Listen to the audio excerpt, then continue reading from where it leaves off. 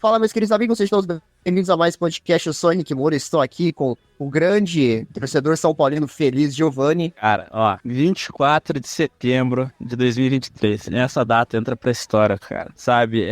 Cara, pra quem é torcedor são paulino, pra quem é mais novo, sabe? É um sentimento, porque assim, cara, a gente torce pra um dos maiores times do Brasil, mas há muito a gente não via isso virando alguma coisa. E, cara, o jogo do jeito que foi, o ano do São Paulo do jeito que tá sendo, toda aquela questão do Rogério Ceni, aí entra o Dorival, a volta do Lucas, o time voltando a demonstrar sentimento em campo. Cara, esse é o dia pra lembrar. Essa é uma data que vai ficar pra história. Estou recebendo o meu outro co-host, Gabriel Leal. Boa noite a todos, hoje somos todos Dorival Júnior. Exatamente. E bom, pessoal, o nosso convidado de hoje é uma pessoa bem bacana, um professor que já foi jogador de futebol. Estamos recebendo o nosso querido Valdeir Alberto. Boa noite, Henrique. Boa noite, Gabriel. Boa noite, Giovanni. Todos os nossos ouvintes, né? Prazer estar com vocês, falando sobre futebol, se alegrando, né, com os colegas aí que estão comemorando um título. Isso é bem legal, isso é bem importante. O futebol traz muitas histórias para que a gente possa crescer na vida, se desenvolver e cada vez se tornar um ser humano melhor. Legal. Professor, eu vou pedir para você começar contando um pouquinho a tua história de vida pra gente. Ok. Eu sou oriundo do Pinheiros, né? Pinheiros do Colorado fizeram a fusão e se transformou no Paraná Clube. Então, eu sou oriundo do Pinheiros, eu comecei em 84, 85, no infantil do Pinheiros, e segui toda a parte, né, do amador, infantil, juvenil, jogo na equipe do Pinheiros. E aí, no final da minha transição profissional, saiu a fusão, em 89, onde nasceu o Paraná Clube, né? E de lá para cá, eu joguei no Paraná Clube. O primeiro título do Paraná Clube foi dos juniores. Eu estava presente nessa equipe. E aí, em 1991, fui para o profissional e de lá para cá, eu segui praticamente a minha carreira toda como profissional no Paraná.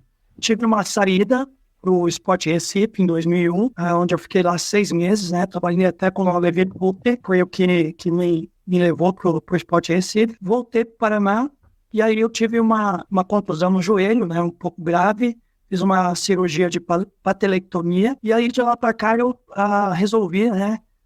No período, na verdade, que eu fiz a cirurgia, fiquei 6 meses parado, eu aproveitei para fazer vestibular, passei e comecei a estudar. E aí eu comecei a desenvolver educação física, que era o que eu queria no momento, e combinou, né, de fazer as coisas com útil ao agradável, que a gente trabalhar com esportes e continuar trabalhando com futebol. Nesse período no Paraná foram muitas amizades, muitos títulos, muita história, né? Então, eu participei de quase todos os títulos do Paraná Clube, com exceção de 2006, campeão paranaense 2006, que eu não estava presente mais, mas fui campeão pelo Paraná em 91 profissional, fui campeão no Júnior em 91 também, campeão brasileiro da segunda divisão em 92 e 2000 e pentacampeão, né, de 93 até 97 com o Paraná Clube Paranaense.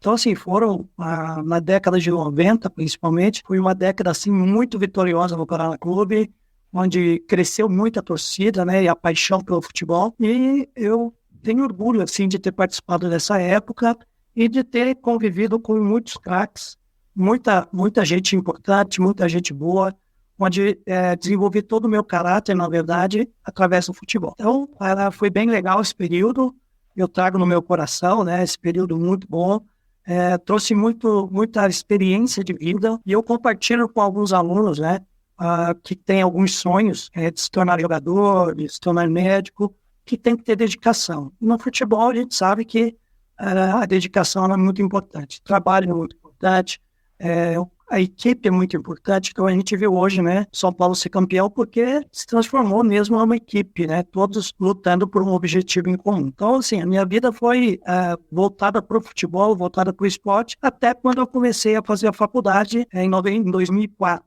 Eu fiz a faculdade em 2004 de Educação Física, né, e comecei a trabalhar desenvolvendo projetos nessa área. Em 2009 para 2010 eu fiz o curso técnico em segurança do trabalho e de lá para cá eu fui convidado pelo Senai, né, para trabalhar como terceiro em 2012 para 2013 e aí eu continuei a dar aula no Senai, gostei, né. Em 2017 tornei intermitente pelo Senai e agora em 2023, em maio agora, eu fui efetivado pelo Senai para dar aula.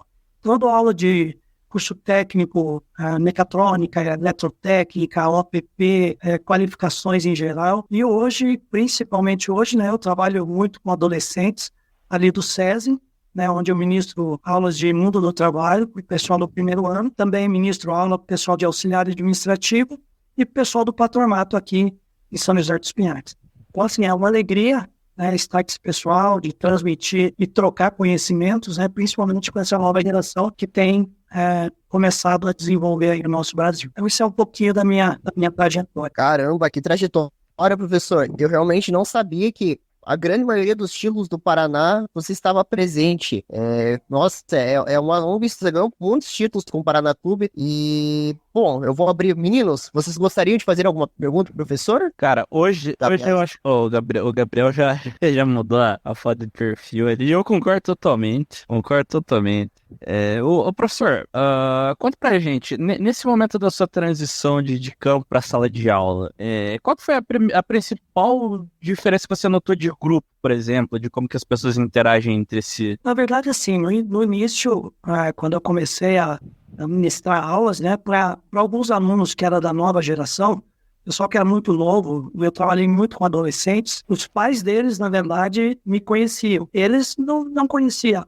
E hoje facilita bastante porque nós temos a internet, nós temos o YouTube, então nós temos uma rede social aí, né, bem importante, onde qualquer coisa que a gente pesquise, a gente consegue achar, né? Então isso ajudou bastante nesse sentido. Mas, assim, o meu foco, eu sempre falei assim, eu sempre virei a chave, né? Então eu já não sou mais atleta, eu já pus na cabeça que eu precisei começar uma nova profissão, que eu tinha que me dedicar ao máximo também para que eu pudesse suprir as necessidades dos meus alunos através dos conhecimentos, das capacidades técnicas, né, que eles precisavam aprender. Mas não vou dizer para você que quando alguém reconhece, alguém vem perguntar alguma coisa, facilita todo o trânsito em sala de aula. Então, assim, é bem legal quando algum aluno vem, olha, meu pai te conhece, meu pai foi assistir teu jogo, né, me levou quando eu era criança. Então, o respeito em sala de aula, a disciplina, a forma como os alunos prestam atenção, então facilita bastante, né?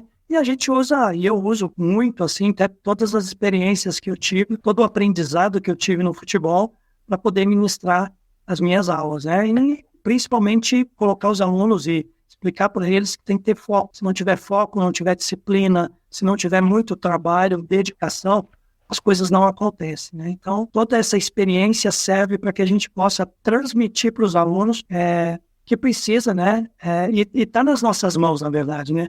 Eu sempre falo para eles assim, que a única pessoa que pode separar você do seu sonho é você mesmo. Se você colocar na cabeça que você quer alguma coisa, você trabalhar, né, de uma forma digna, de uma forma respeitosa, de uma forma, né, equilibrada, você consegue chegar onde você quer. Então, só depende deles, né?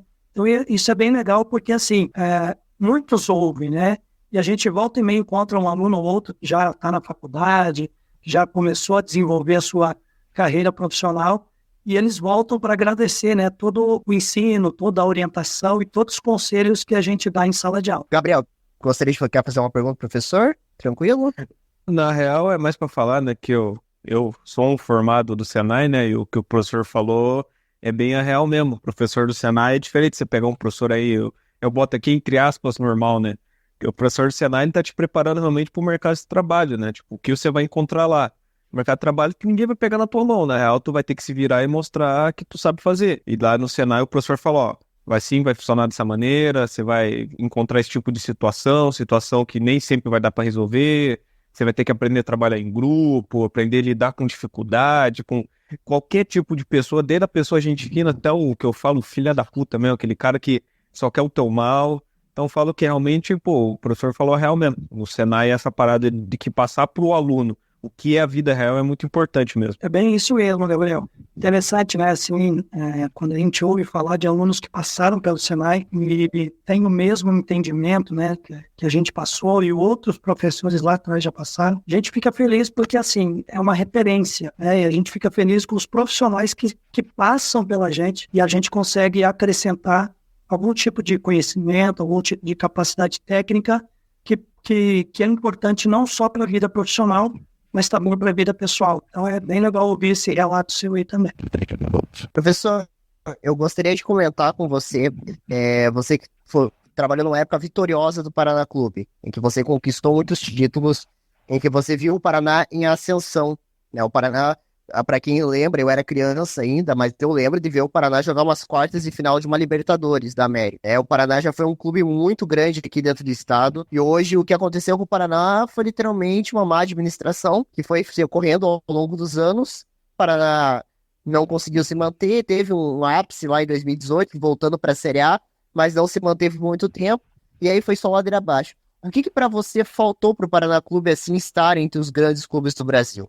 Bem importante essa pergunta, né? Porque essa nova geração, na verdade, não conhece, né? E não conheceu o tamanho do Paraná Clube, né? O Paraná nasceu com o próprio hino dele, né? Que o Paraná já nascesse gigante. Então, o Paraná tinha muita estrutura, tanto do lado do Pinheiros quanto do lado do Colorado. Tinha muita torcida. Inclusive, se a gente for para buscar aí na história, né? Inclusive, a segunda maior número de público que teve na Arena da Baixada foi o do Paraná contra o Internacional. Então, o Atlético, há pouco tempo atrás, conseguiu bater essa marca. Então, a torcida do Paraná ainda é muito grande, né? Mesmo que está nessa situação. E o Paraná sempre foi tratado dessa forma, né? Com um clube gigante que tinha muito potencial de crescimento, trouxe jogadores muito importantes para a história do futebol brasileiro e por isso ganhou muitos títulos, né? E na minha visão, e você foi bem pontual, a organização faz toda a diferença. A administração faz toda a diferença. E nessas últimas décadas aí, a gente sabe que o Paraná foi mal administrado, que decisões foram tomadas de forma errada, contratos foram feitos de forma errada. A gente sabe que tem muita coisa que precisava ser corrigida no Paraná.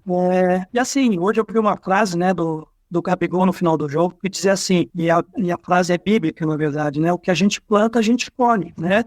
O Paraná está colhendo aquilo que ele plantou. Infelizmente, né? Não o Paraná especificamente, mas pessoas que estavam na liderança, na organização, na presidência, com todos os seus setores, diretores, plantaram essa má administração e hoje a gente está colhendo, né? E a gente sabe que para você reverter isso é muito difícil. Então não é 1, 2, 3 anos. O Paraná, para se reerguer de novo, vai precisar de 10 anos de uma excelente administração para que ele possa tentar voltar ao que era antigamente quando saiu a fusão, né? Então é triste. Eu me sinto bem triste, assim, porque nos meus filhos, né, esse que passou aqui para você, o Luca, ele já tem 22 anos, acabou de se formar em Educação Física. O que ele sabe do Paraná é a história que eu conto para ele, o que ele vê na internet, mas a maioria dos adolescentes de hoje a gente sabe que o Paraná mais existe. É muito triste para quem ajudou, né, a desenvolver e construir a história que o Paraná teve nesse período todo. Então, assim, eu ainda, para ser sincero para você, eu espero que o Paraná se transforme em SAF, como todos os clubes, a gente imagina que vai virar um dia e possa realmente, devagarinho, começar a reconstruir a sua história, porque é um clube muito grande, que tem uma torcida muito grande, que merece, né, retornar para o futebol de uma forma, né, protagonista, como hoje nós temos aí o Atlético, principalmente que está lá com e o Curitiba. O professor tocou num ponto ótimo também, que eu acho que em relação ao Paraná, que hoje em dia o Paraná ele é basicamente história, né? Se a gente for pegar aqui, propriamente até times locais já passaram o Paraná hoje, então, não história, como a gente estava falando, mas assim, vamos pegar, por exemplo, a gente comenta bastante aqui do Independente São Joséense. Cara, Independente São Joséense hoje tá melhor que o Paraná. Se a gente for pegar Operário, pô, quem que era o Operário lá no começo dos anos 2000? Passou o Paraná. Londrina, idem, até certo ponto o próprio Maringá também. E são coisas cumulativas, né? Não foi um detalhe ali que transformou o Paraná do jeito que ele tá hoje. E realmente é difícil você ver o time saindo dessa situação num prazo curto. Você realmente é um trabalho com paciência, com consistência. Infelizmente, olhando hoje o Paraná, a gente não vê isso acontecendo. Não, a gente não observa essa mudança. E ainda mais de não observar essa mudança, parece que próprio time não tem esse desejo de mudar. Você falou assim de algumas equipes, né, no futebol paranaense aqui que conseguiram algum destaque, e a gente sabe que se não for muito bem administrado, muito bem organizado, lógico, o dinheiro faz muita diferença, né? Então o Paraná vai precisar de dinheiro para poder se reerguer, mas a gente sabe que dinheiro sem uma excelente administração ele não faz diferença. Então o Paraná hoje em dia ele precisa de um administrador, uma pessoa séria que possa estruturar o clube, trazer uma metodologia de ensino onde o Paraná possa crescer aos poucos novamente, né, pagando, lógico, todas as dívidas que têm que ser pagas para poder chegar aonde quer chegar. Então, a gente já viu aí Maringá, o próprio São Joséense, como você falou, Operário, são clubes hoje que dentro de campo estão fazendo um trabalho infinitamente melhor que o Paraná. A gente não está aqui falando isso para descartar a história do Paraná. Não, a história ela foi escrita, não tem como tirar, né? Mas a gente sabe que viver do passado não dá. A gente tem que construir esse futuro trabalhando muito no presente, né? Então, é isso que o Paraná tem que fazer. Se ele quer ter um futuro brilhante novamente, ele precisa no presente, desenvolver uma metodologia, uma organização, uma administração, trazendo profissionais capacitados, gabaritados, né, para que consiga galgar de novo no caminho, né, a primeira divisão. E a gente sabe que isso não é fácil, e aí talvez até parece que fui um pouco firme demais falando que em 10 anos, mas a gente sabe que no futebol brasileiro não é fácil você sair de uma quarta divisão, que na verdade o Paraná nem na quarta está, para chegar numa primeira divisão. Tem que ter muita estrutura, tem que ter muito trabalho, tem que ter muita organização. A gente tem visto hoje no Paraná que algumas coisas ainda têm faltado. Por isso que o Paraná ainda não está conseguindo retomar toda a trajetória que ele tem potencial para desenvolver. E uma das coisas que assim, me frustrou bastante vendo... Eu gosto muito do Paraná Clube. Eu acho que é um clube que eu gostaria de estar, que estaria... A gente gostaria que estivesse também ali brigando entre os 3 do estado.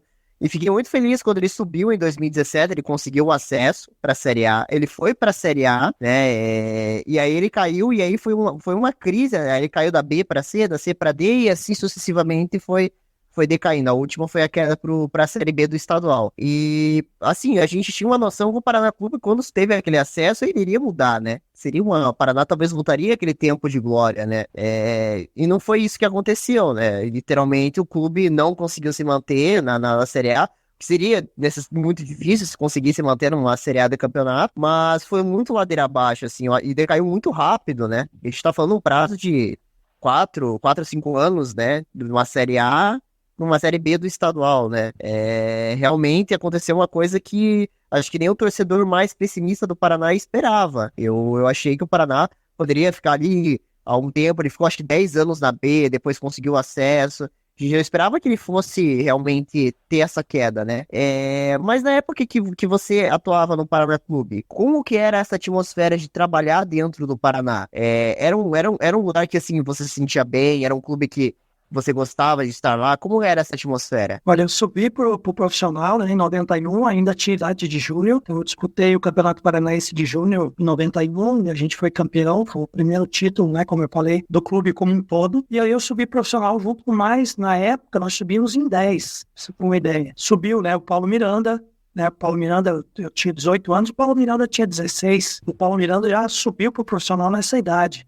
Hoje ele é um dos diretores técnicos do Atlético. E subiram 10 meninos do Júnior. E se você analisar hoje, o Paraná, sim, precisava pensar nas categorias de base com um carinho maior para que ele pudesse se reerguer novamente. O ambiente era maravilhoso. Assim, a gente fez uma união muito grande assim, entre os meninos que subiram do Júnior com jogadores que já eram, né, mais tarimbados.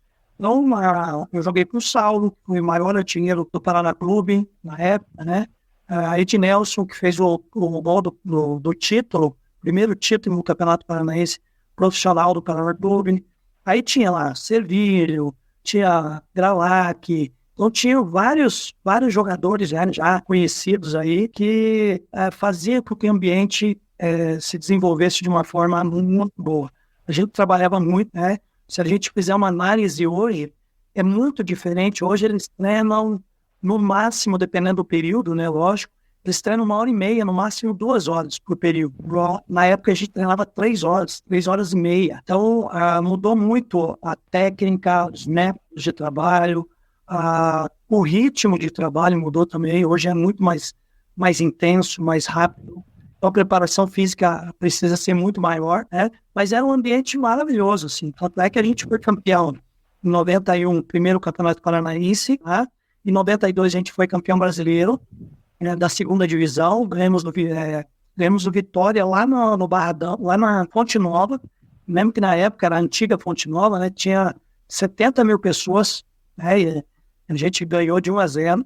Daí em 93 a gente começou o ciclo, né, do pentacampeonato, 93, 94, 95, 96, 97. Então, assim, foram anos maravilhosos onde que a gente conseguiu desenvolver um grupo muito bom.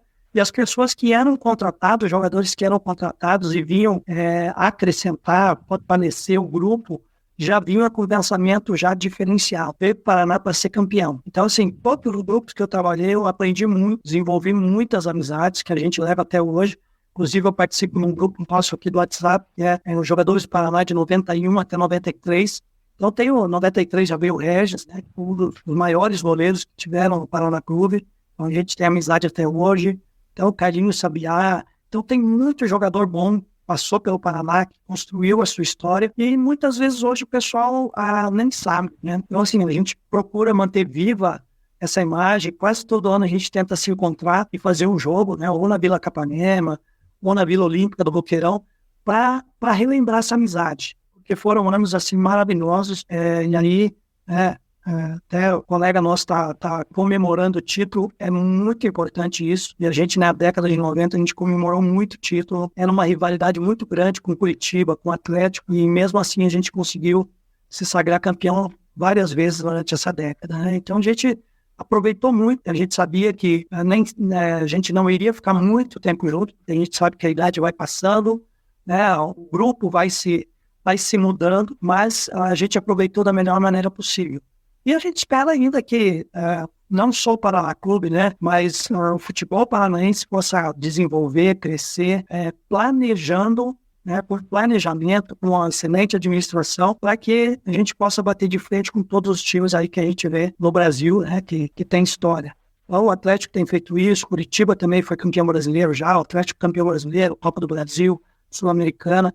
A gente espera que outros clubes do futebol paranaense possam também desenvolver e tornar o estado do Paraná, né, um estado forte no futebol como era antigamente. Bacana, bacana. Meninos, querem fazer alguma pergunta, professor? Eu que falo agora, tô tranquilo? Tô tranquilo. Tranquilo. Esperando o Gabriel. Tô esperando o Gabriel Essa falar. frase é minha. Bom, Fala do São Paulo, Giovanni. Fala, eu sei que você tá tremendo. eu sei que o Giovanni quer falar do São Paulo. Fale do São Paulo, Giovanni. Cara, sabe, Como foi seu dia hoje? Como foi seu dia? Vamos começar desde o começo, desde manhã cedo. Como é que foi o preparativo? cara, sabe, até esse momento é complicado de falar sobre isso, porque assim, cara, não é só um título que tava faltando pro São Paulo, certo? Que é um time que tem uma galeria de troféus gigante, é um título que volta a demonstrar pra gente o que é São Paulo. Cara, desde de manhã, a hora que eu acordei, eu acho que a gente pode votar, na verdade, no jogo de ida da final domingo passado. Cara, a gente que é São Paulino é tudo gato escaldado. A gente, começa já, a gente, torce, vibra e tudo, mas, cara, você chega na final, sabe, meio desconfiado, digamos assim. E a sensação era essa. É o time do Flamengo mal, ainda assim é uma máquina. E o São Paulo consegue fazer um jogo muito bom naquele momento, domina as ações, acha um gol ali com o Caleri. Caleri que, inclusive, eu acho que tem uma galera que fala que ele é um centroavante ruim, e eu acho isso, sabe, um absurdo. Ele pode ser assim, não é o cara que melhor com a bola no pé, talvez, mas a própria função do centroavante ali dentro da área, ele é bom. Ele é um cara que briga, ele segurou os 2 zagueiros do Flamengo nos 2 jogos sozinho, né? Então é um cara assim extraordinário. E de sentimento, cara, era aquele negócio. Eu acordei hoje pensando, cara, só 90 minutos. É só isso que precisa, 90 minutos. E aí, beleza, já deu ali, já tinha setado o alarme pra chegar na hora do jogo. Eu falei, cara, é agora. aí já tinha lá, já tinha pego a coquinha ali do lado, tudo. Cara, chegou no jogo, o Flamengo em cima. Cara, o Flamengo em cima, poxa vida. Cara, por um momento a gente começa a duvidar nesses momentos, sabe? A gente, torcedor, é sentimental. Mas assim, cara, tava preocupante. Tava preocupante. O Flamengo começou chegando, até tava brincando. Falei, cara, alguém tem que dar uma no meio desse Gerson. Se deixar ele, vai comer o jogo. E quando no decorrer da partida o São Paulo vai começando a se recuperar, vai se recompor. Cara, chega nos minutos final, aquele caramba, 3 minutos, você olhava assim pro relógio, pô, não passou nem 50 segundos. Cara, toda a bola do Flamengo era um desespero. Aí, pô, rebote, o cara chutando de fora da área, o goleiro defendendo. Cara, foi um momento assim. É difícil de descrever, sabe? A emoção daquele negócio, a emoção de ter visto aquilo. Cara, é um título inédito. Então, assim, sensacional, cara. Até agora eu tô pensando sobre isso, não raciocinei ainda sobre. Eu tô olhando as coisas aqui na internet. Cara, todo conteúdo que eu tô vendo aqui eu já tô salvando pra ver. Cara, incrível. Incrível esse momento. Admito, talvez eu tenha ficado um pouquinho emocionado quando acabou o jogo. Talvez. Um pouquinho? Os olhos estavam lacrimejando, viado, quando eu te liguei. Vai, um pouquinho só. Um pouquinho não. Porra. Cara, mas assim, realmente, cara, foi. É uma coisa que a gente vai lembrar, porque, cara, pro São Paulino foi assim, um negócio que a gente já sabia. O time não é o melhor, tecnicamente. São Paulo não é melhor tecnicamente do que o Flamengo. Não é melhor tecnicamente que o Palmeiras. Então, assim, o que demonstrou é que o time jogou com vontade. E era isso a principal crítica que eu vejo do São Paulino com o time. É o cara, assim, falar, pô, beleza, não tenho técnica, mas eu vou dar bico, vou dar canelada, eu vou fazer o que eu puder. E foi o que o time fez. A gente foi campeão desse jeito. Obviamente, né? O time tem ali suas qualidades. Pô, o Lucas, por exemplo, é um jogador excepcional, mas o time teve vontade, ele se mostrou que o time queria ser campeão. E, cara, novamente a torcida, cara, carregou o time nas costas, de novo. Agora, São Paulo, né? Pode ficar tranquilo. Cara, São Paulo, esse cara, assim, ele teve seus méritos na carreira, realmente, mas, cara... Poxa. Você vai pro coxa. Vai pro coxa. Cara, eu vou falar um negócio aqui, sincerão mesmo. Eu acho que no coxa, talvez eu não sei se ele iria, né? Mas, cara, eu acho que como técnico ele precisa fazer ir pra um time tipo coxa, alguma coisa assim, que é pra recomeçar a carreira. Porque, cara, vamos pegar São Paulo, história. Ele aparece pro futebol ali naquela seleção do Chile, não sei se vocês lembram, que foi campeão da Copa América, acho que 2 vezes seguidas, né? E daí isso nos Estados Unidos e no próprio Chile. Acho que foi 2015, 2016. Isso, exatamente. Foi o primeiro momento que se começa a falar dele, e depois disso ele faz alguns trabalhos, ele treina na Argentina, mas assim, fiasco. Ele falou que ele tinha falado que era difícil jogar com o Messi, né? Só um detalhe, né? É difícil, né? Pô. Isso, não foi ele que falou, né? Foi o Dybala, mas assim, a seleção era dele, né? Então, era assim, dele, né, pô? Se você tem o Messi e o Dybala no time, os dois estão falando que um é difícil jogar com o outro, é complicado. Aí, se eu não me engano, ele passa pelo Sevilha também, né? Não lembro agora. Isso. E assim, ele não consegue nenhum resultado expressivo. E aí ele retorna pro Brasil treinar o Santos. Que aí sim, ele pega uma sequência legal. Aí corrobora com isso que a gente tá falando, de pegar um time mais emergente, alguma coisa ali pra estruturar. Um Santos que não foi campeão, mas assim, semifinal, né? O Santos é um time gigante, mas mesma situação. Não empacou nada desde então. E aí ele volta pra Europa, não dá certo na França e retorna ao Brasil. E a imagem que ficou dele agora, principalmente no Flamengo, é muito ruim. Porque, cara, Flamengo...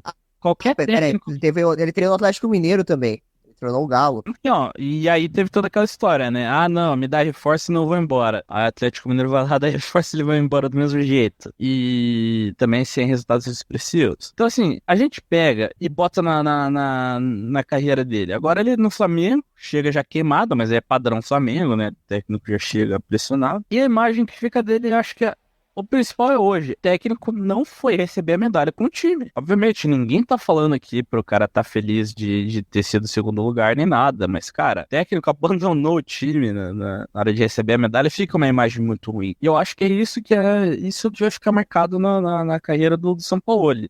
Um técnico que não aceita derrota e que não consegue lidar com a derrota. Para isso, ele vai precisar de uma reestruturação, vai ter que refazer um plano de carreira ali para ele. recomeçar. E eu acho que, assim, o melhor caminho é pegar um time, tipo, Coritiba, sei lá, um Cuiabá, alguma coisa assim, pra mostrar que ele ainda entende de futebol. E aí, professor, você concorda com o Giovanni? Olha, vou além ainda, concordo e vou além. Futebol, por mais, né, como o Giovanni falou aqui, que a equipe do Flamengo era superior à do São Paulo tecnicamente, porém, eu vejo o Flamengo como um time e o São Paulo como uma equipe, que todos estavam imbuídos de um objetivo e todos cumpriram com tudo aquilo que o Dorival pediu. Sem contar que no futebol tem alguns fatores que eu sempre digo assim, né? Todo mundo luta por algum objetivo, só que só um vai ganhar. E às vezes o futebol, a gente brinca assim no meio, né? Que às vezes o futebol é justo. E hoje foi justo para o São Paulo ganhar. Não seria justo o Flamengo ganhar. Por quê? Pela má administração. Então, você pode ver que o Flamengo trocou de técnico 3, 4 vezes.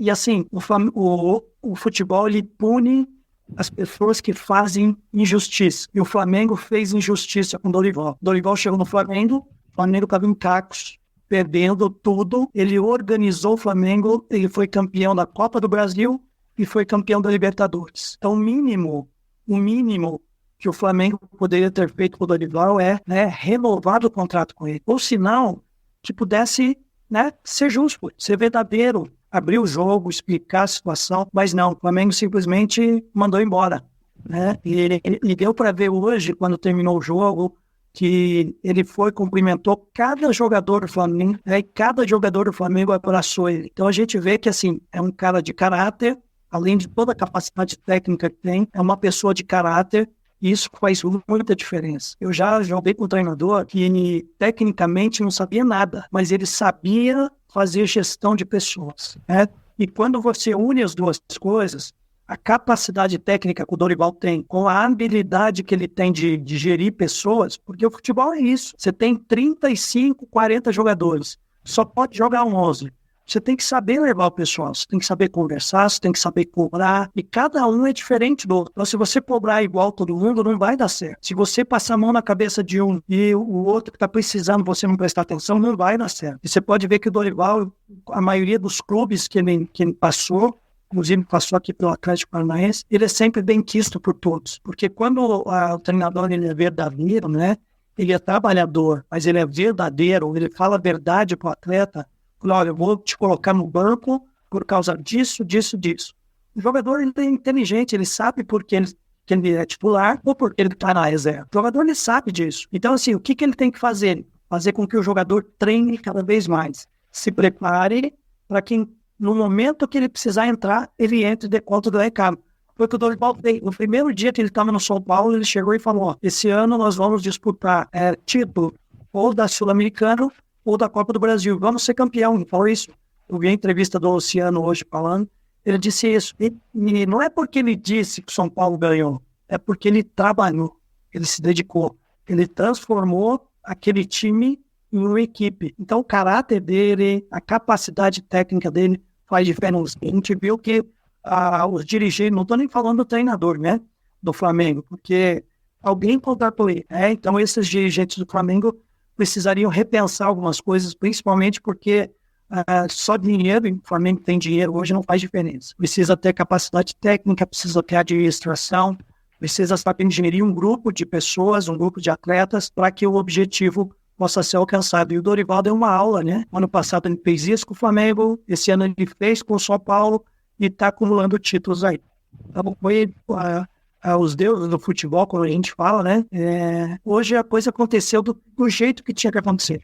O São Paulo campeão. O professor tocou num ótimo ponto, porque, assim, de titular mesmo, aqui que mudou no time foi a chegada do Lucas. Obviamente, como eu falei anteriormente, não é pouca coisa, é um jogador de nível internacional, enfim. Mas o principal ponto do Dorival, eu diria que não é nem tanto a parte tática. Obviamente que, assim, o time virou outra coisa com ele, mas a virada de chave do Rogério Ceni para o Dorival foi, assim, escandalosa. O time parece que reviveu, porque, assim, como eu falei, teve a chegada do Lucas como a principal, mas antes disso, o São Paulo já tinha pego uma sequência boa. E, cara, querendo ou não, o São Paulo elimina o Palmeiras na Copa do Brasil sem esses caras magníficos que chegaram, assim, Rames Rodrigues, assim, Lucas, né, sem esses caras. Só com os jogadores que já estavam ali. Então, ele ajusta esse time para jogar da maneira que precisa ser jogado.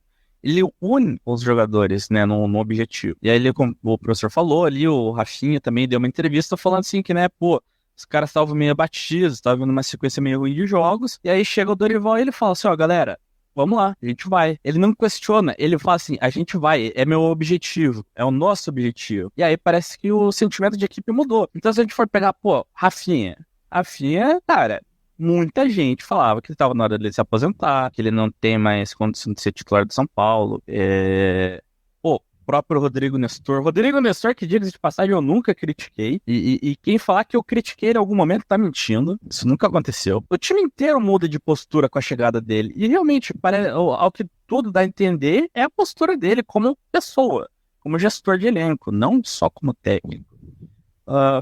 Isso, pra mim, isso ficou evidente também no jogo de ida. O Flamengo perde 1-0 pro São Paulo no Maracanã e o Gabigol vai lá e manda um beijo pro Dorival no meio da coletiva, né? Eu acho que aquilo ficou exato qual que era o sentimento do time do Flamengo em relação ao técnico atual deles, o São Paulo, e ao Dorival Júnior.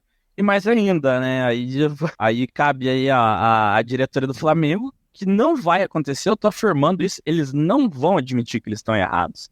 Eles erraram em demitir o Dorival Júnior, que eu falo que ainda bem, né, pra minha sorte, eles demitiram. Mas, cara, a postura é tudo. E realmente, o Flamengo agora tá nessa. Teve briga com um torcedor, dirigente brigando com um torcedor indo pra vez de fato. E é difícil você ver que em algum momento os caras vão começar a pensar diferente em relação a isso. Então, ao que parece, o Flamengo continua tendo esse sentimento de grandiosidade que só tá na cabeça deles. E não que o time não seja gigante, que o time não seja bom, enfim. Mas esse negócio de que o Flamengo é todo poderoso, digamos assim. E é interessante você falou, Giovanni, porque assim, ó, o futebol talvez seja o único esporte que nem sempre, não foi o caso hoje, né? Para mim, hoje foi o melhor venceu, o melhor nas duas partidas venceu. Mas, por exemplo, você tá num time de primeira divisão enfrentando um time de quarta divisão. O time da quarta divisão ele pode ganhar, porque o futebol é assim. O basquete é praticamente impossível que isso aconteça.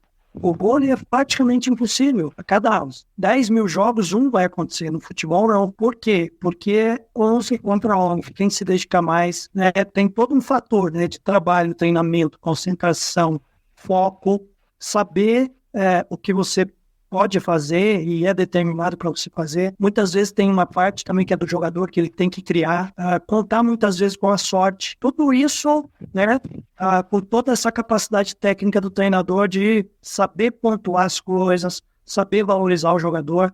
E assim, essa questão do treinador colocar na cabeça do jogador que ele pode, isso faz total diferença. Porque tem muitos treinadores também que já passou que te colocavam lá para baixo. Você não presta, você é ruim, você é isso. E cabe ao treinador buscar conhecer o jogador e identificar para ele aquilo que ele pode fazer de melhor. Eu acho que isso é o principal do treinador, utilizar as melhores características que cada jogador tem em prol do grupo. Então você pode ver que ele fez isso no ano passado no Flamengo, ele fez isso no São Paulo foi outro, e uma coisa que é bem importante, que às vezes é muito fora, né, no futebol, tudo que o outro treinador fez não vale nada, né? São Paulo, o Rogério Ceni disputou 2 finais com São Paulo, não ganhou, mas se tivesse ganho, a visualização do pessoal em cima do trabalho como técnico dele seria diferente. E o que o Dorival fez? Ele aproveitou o trabalho do Rogério Ceni, as melhores coisas que tinham, e acrescentou algumas metodologias do que ele entendia que poderia melhorar o time. Isso a maioria dos treinadores fazem. Só que às vezes a gente só valoriza o treinador que chegou. E eu gosto muito de ouvir as entrevistas depois, né? Hoje, as entrevistas do Caleri, do Luciano, eles enalteceram muito o trabalho do Rogério Ceni. O Rogério Ceni acrescentou muito com a gente, ele é muito profissional, ele é muito incisivo, treina muito, os trabalhos maravilhosos. E aí, o Dorival acrescentou a sua maneira de trabalhar, junto com as capacidades que já tinham sido desenvolvidas, e o São Paulo foi campeão. Então, é assim, todos têm uma parcela de contribuição, né? Então, isso que é legal no futebol. A gente saber que a pessoa que é boa, ela é boa porque ela trabalha muito e não tem ruim. Tem que, às vezes, você não está no dia bom. O futebol coletivo precisa que esteja no dia bom. E o São Paulo, desde das quartas de finais, né? Eu vi a trajetória que ele ganhou do Ituano empatou em casa e ganhou fora do ano, ganhou fora do Sport e perdeu em casa. E aí começou, né, os jogos, realmente foram as batalhas. Foi contra o São Paulo, contra o Palmeiras, né, tirou o Palmeiras, na semifinal tirou o Corinthians e foi para a final grande, né, contra o Flamengo e mostrou toda a grandiosidade, não só o São Paulo tem, mas que todos os seus atletas têm. Inclusive que o jogo de volta contra o Sport a gente tava gravando no momento e durante os pênaltis eu falei, cara, sem condição, tava quase desmaiando aqui, eu tive que me mutar da chamada. Cara, aquele dia foi de cair de costas. Você Bom, realmente, aproveitar rapidinho aqui. E é interessante, sim, que são campeonatos diferentes, né? Agora, muitas vezes o torcedor não entenda, mas são campeonatos diferentes. O Campeonato Brasileiro é muito longo, é pontos corridos, a gente tem que saber jogar para poder ganhar. E Copa do Brasil é decisão. 2 jogos onde você decide a sua vida no campeonato. Então, é natural, muitas vezes, que tenha que descansar alguns jogadores, como o São Paulo fez, como o Flamengo também fez, para que você possa ganhar um título. O título faz total diferença no ano. Como ia fazer para o São Paulo, como ia fazer para o Flamengo, fez para o São Paulo. Então, hoje o São Paulo já tem um cronograma para o ano que vem, porque já é um dos primeiros classificados para a Libertadores no ano que vem. Então, muda todo o planejamento, né? Então, o futebol tem que ter isso também. E agora eu quero saber do Giovanni. Libertadores ano que vem, Giovanni? Cara, assim, é aquela história. Eu não esperava que viesse uma Copa do Brasil. Não esperava, eu não nego pra ninguém. Quando o time começou a ir bem, o que eu tava pensando? Pô, esse ano é 45 pontos fácil. No começo do ano eu tava pensando, cara, esse ano vai ser 15º. E então assim, por que não sonhar com uma Libertadores ano que vem? Nosso querido Tetra. O time mostrou que se dispor, consegue. Obviamente, a gente só vai saber jogando, mas assim, não tem por que a gente duvidar nesse momento mais. Sim. E o Coxa ano que vem é Série B, né, cara? Eu já sei o resultado. Fim do... Não, cara, essa é positivo. Ano que vem é acesso. Ano que vem é acesso vamos ver o que vai acontecer. Ano que vem, vamos ver se é. É porque assim, eu acho que a SAF do Curitiba cometeu alguns equívocos ali, né? Principalmente a parte de contratação, assim, eu acho que eles foram muito afoitos. Eu acho que não vão conseguir colher tudo esse ano que eles querem. São muito poucos jogos para muitos pontos, praticamente 5 jogos que o Coxa tem que ganhar e o resto perder. Eu acho que fica muito delicada a situação do Curitiba agora, né? Principalmente depois de uma derrota dessa pro Vasco. Assim, Foi um desastre.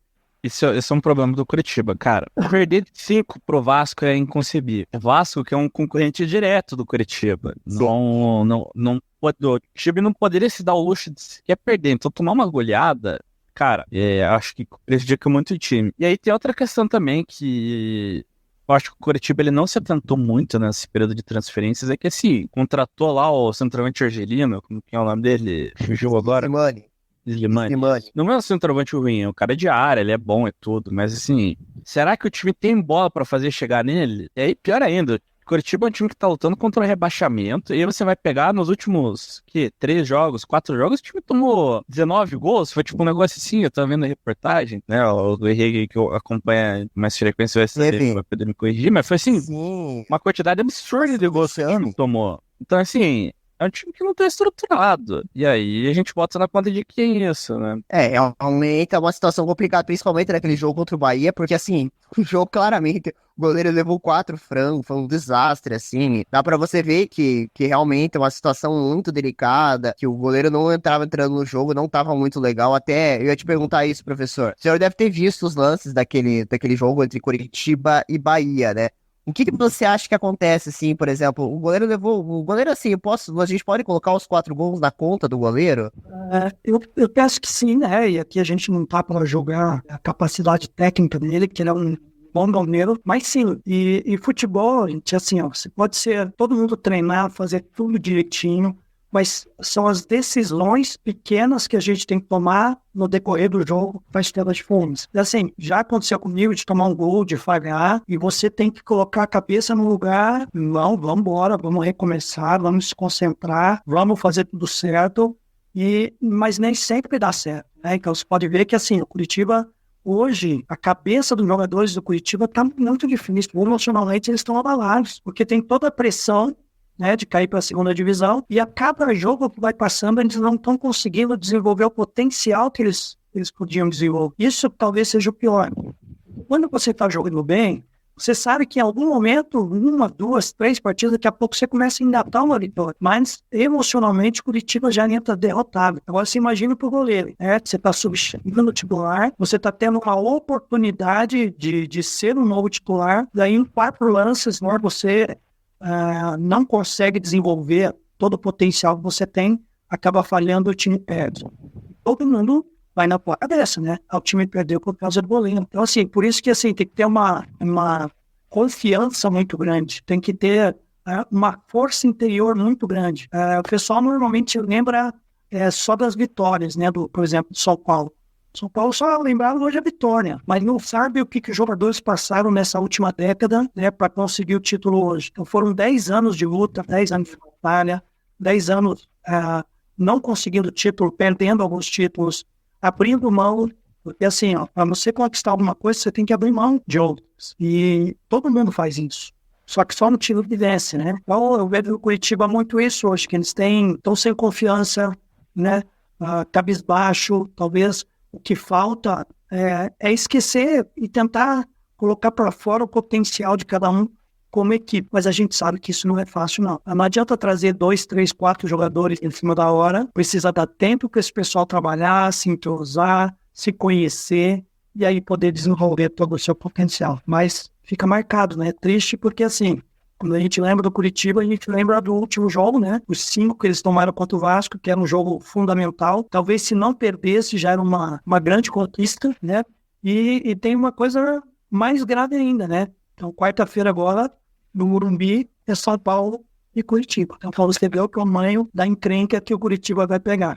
São Paulo precisa de um ponto no Brasil, no brasileiro, inclusive. E nisso... o São Paulo vai de sangue doce? Não, o São Paulo vai com as penas leves, que agora já ganhou. Então agora eles vão jogar mais leve, sem aquele peso, sem aquela...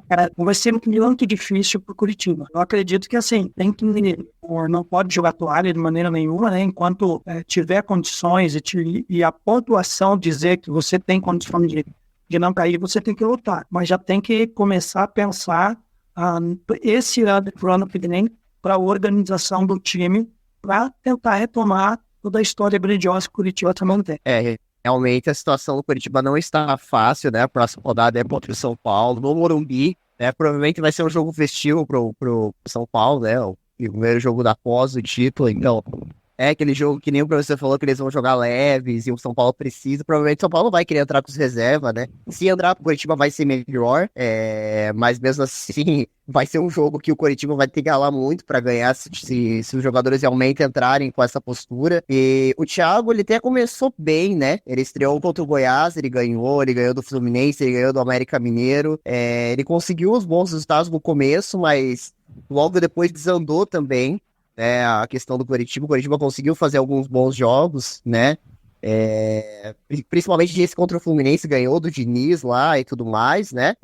E do lado ele desandou também, né? Eu lembro que quando ele entrou, parece que ele retomou aquela questão de você jogar com a alma. Parecia que você viu o Curitiba tava todo elétrico. Agora volta novamente a você ver que o time tá bem deprimido, né? Bem pra baixo, você fica no Vasco ali, o time não tava querendo, o time tava cabisbaixo, tímido dentro de campo, né? E deu o que deu o resultado, né? 5-1 pro Vasco. Mas, bom, eu queria agora ir pro momento capcioso. Acho que quem deveria fazer um momento capcioso hoje é o homem mais feliz dessa bancada. Eu também concordo. Peraí. Calma aí que eu tenho uma vinheta diferente para o momento capcioso. Vai lá. Pensa no amor da tua vida, do Dorival agora. Eu tenho um áudio aqui, tem uma musiquinha já pro momento capcioso. Tá salvo aqui no Reddit, calma aí.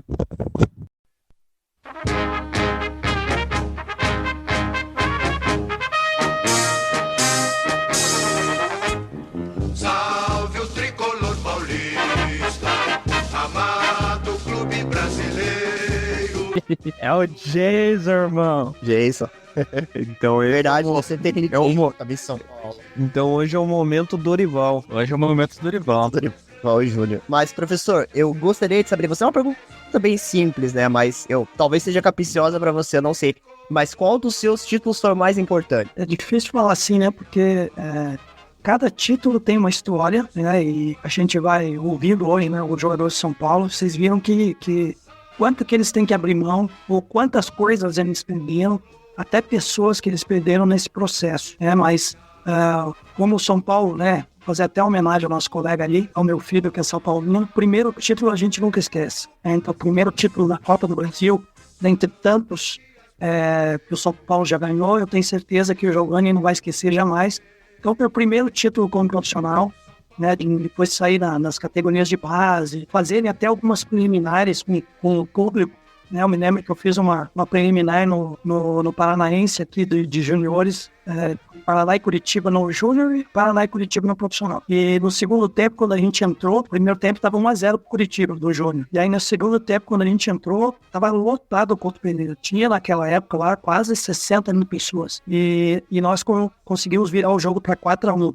Né? Então isso para mim foi uma marca grande. O primeiro título como profissional, para mim, assim, é o que conta a história, né? A gente ter o gosto de ganhar, ter o gosto de fazer uma volta olímpica, de passear no caminhão de corpo de bombeiros, de ver a alegria da torcida. Eu acho que isso é o que os jogadores mais sentem, né? A alegria de proporcionar essa alegria para o torcedor. E a gente fica marcado, né? Então, por tudo o que aconteceu, o primeiro título em 1991, do profissional do Paraná Clube, porque assim, você entra para a história do clube a partir do momento que você ganha título. Você não adianta fazer campanhas boas, não adianta fazer amizades, somente isso, né? Mas você tem que coroar o trabalho como um todo com o título. Então, fica marcado na vida da gente. E aí, quando você ganha o primeiro, ele serve de experiência para que você consiga e possa conquistar novos títulos, né? Então, é uma marca importante, é uma marca grandiosa que a gente tem que guardar com carinho, porque isso, além de marcar a vida da gente, fica marcado na história. Bacana, professor. Bom, antes da gente encerrar, Gabriel e Giovanni, querem fazer uma última perguntinha, professor? Tranquilos? O que eu posso dizer pelos dois que estamos tranquilos hoje? Estamos tranquilos. Bom, que bom. Professor, eu gostaria de agradecer a tua presença aqui hoje. Foi muito especial pra gente aqui do podcast estar recebendo um ídolo do Paraná Clube. Realmente eu não fazia ideia da tua história quando o professor Sérgio, que inclusive a gente entrevistou ele aqui, o nosso querido professor de programação, falou um pouco de você. Eu não fazia ideia de que você tinha ganhado praticamente quase todos os títulos do Paraná Clube, né? Eu não fazia realmente ideia disso. Então foi muito legal, assim, foi muito bacana. Foi uma questão, assim, acredito que foi uma coisa muito de se superar, de você fazer parte de um clube, né?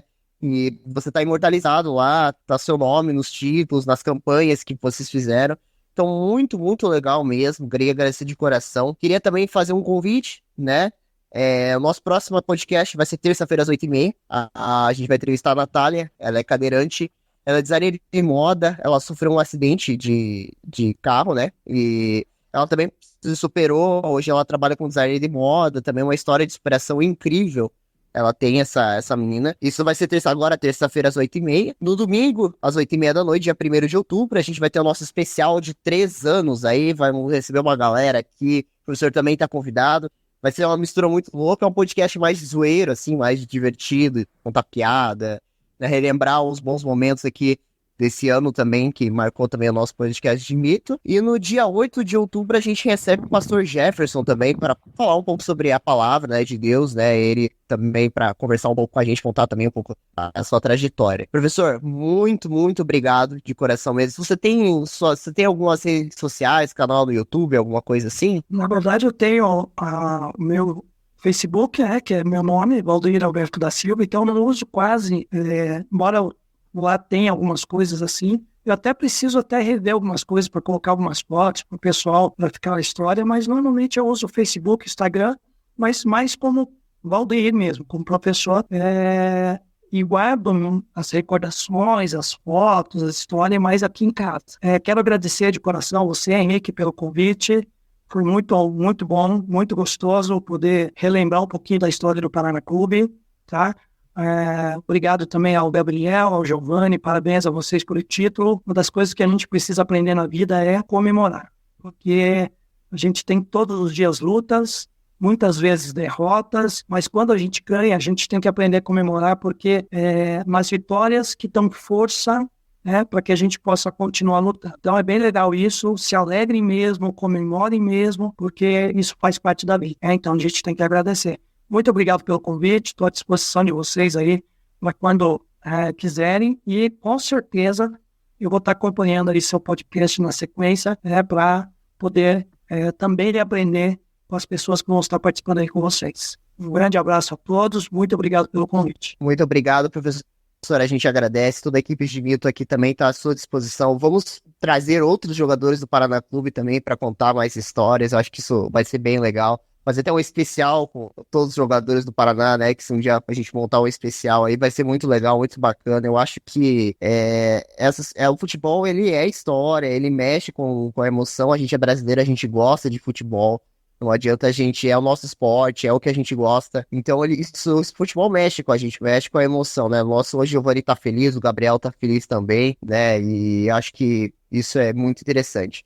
Eu vou deixar nas redes sociais do Gimito aqui na descrição do podcast, a rede social também do professor aqui para vocês possam conhecer. E é isso, gente. Vamos ficando por aqui.